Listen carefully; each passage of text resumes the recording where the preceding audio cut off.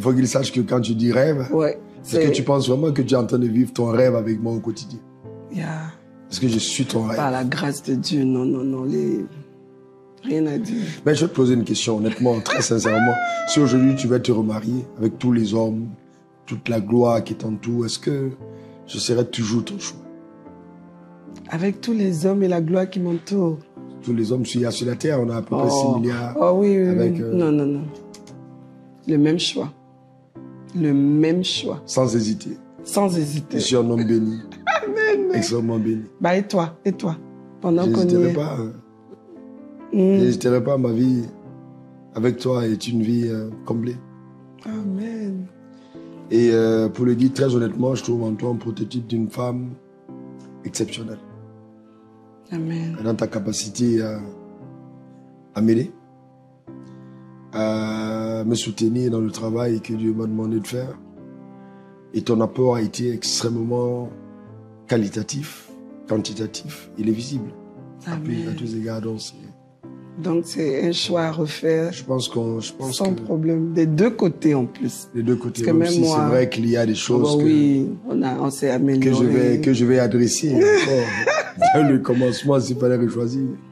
Il y a des points sur lesquels je mettrai davantage en face. C'est clair, c'est clair. Mais bon, j'ai appris aussi avec le temps que vivre ensemble, c'est savoir faire des compromis. C'est clair. Aimer une personne, c'est aller au-delà de ses défauts. C'est vrai. C'est de plutôt valoriser ses qualités, son apport et participer à sa construction. Exactement. Bon, je reviens à ta question que tu me posais tout à l'heure. Ok.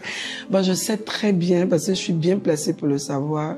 Et je partage justement ce battement de cœur que tu as en ce qui concerne les familles. C'est-à-dire vraiment la stabilité, l'épanouissement des familles. C'est vraiment quelque chose qui te touche énormément et pour lequel tu as un vrai fardeau. Alors, qu'est-ce que tu peux dire aujourd'hui par rapport à ça? C'est-à-dire ton battement de cœur concernant les familles. En fait, la famille est la première institution, enfin, le mariage est la première institution de Dieu parce qu'il a institué le mariage dans le but de bâtir des familles solides. C'est ça. Et aujourd'hui, l'institution la plus attaquée, c'est le mariage. Et Satan sait que s'il a réussi à déstabiliser le mariage, alors il a déstabilisé la planète. C'est vrai. Et on ne peut pas aimer Dieu, marcher avec Dieu, sans avoir envie de faire quelque chose en ce qui concerne la famille.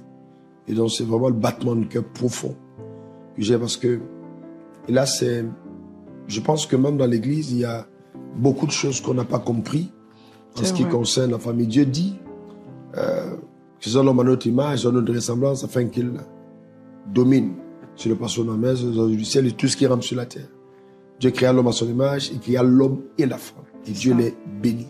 Donc Dieu bénit les deux. Soyez fait comme du puis assujettir, remplacer et dominer. Donc, et le mandat de Dieu sur la terre a été vraiment préconçu de façon claire. Il a créé l'homme et la femme.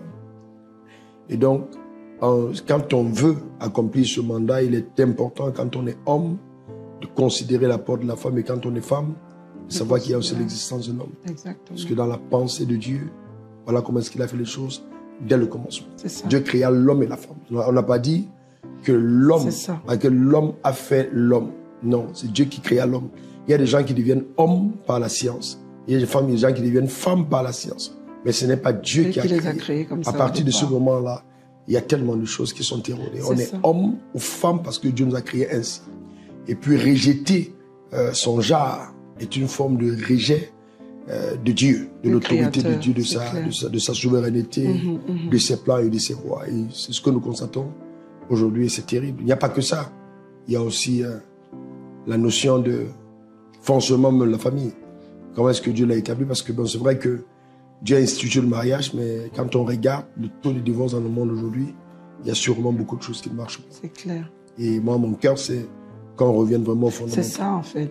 Parce que la base, c'est vraiment de revenir à la pensée de Dieu, la pensée initiale de Dieu, pour qu'on puisse faire marcher véritablement le mariage. Dieu a souverainement institué le mariage comme il a voulu, et il veut le mariage comme il l'a institué dès le départ.